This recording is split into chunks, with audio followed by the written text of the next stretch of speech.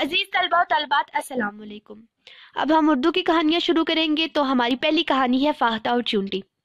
ایک دفعہ کا ذکر ہے، کسی دریا کے کنارے برگد کا ایک درخت تھا جس پر فاختہ نے اپنا گھونسلہ بنا رکھا تھا۔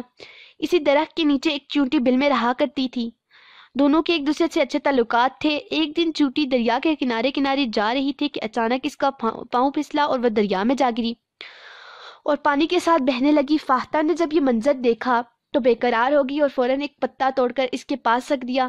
چونٹی پتے پر بیٹھ گئی اور بہتے بہتے کنارے سے آ لگی اور صحیح سلامت کنارے سے آ لگی۔ اس نے فاختہ کا شکریہ ادا کیا جس نے اس کی جان بچائی تھی۔ اس نے دل میں سوچا کہ اگر وقت پڑا تو وہ بھی اپنی ہمسائی کی مدد کرے گی۔ ایک دن ایک شکاری جنگل میں آ نکلا۔ اس کے ہاتھ میں بندوق تھی۔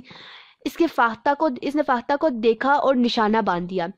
فاختہ بے خبر تھی مگر چونٹی نے اسے دیکھ لیا اور فوراً اس کی طرف دوڑی اور اس کے پاؤں پر کاٹ لیا۔ شکاری درد سے تڑپ اٹھا، بندوق اس کے ہاتھ سے گر گئی اور اس کا نشانہ ہتھا ہو گیا۔ بندوق کی آواز سن کر فاختہ اڑ گئی اور اس کی جان بچ گئی۔ یہ سچ ہے کہ بلائی کبھی رائیگاں نہیں جاتی۔ اس انسان نے ایک نہ ایک دن نیکی کا بدلہ پا ہی لیتا ہے۔ اخلاقی سبب، احسان کا بدلہ احسان۔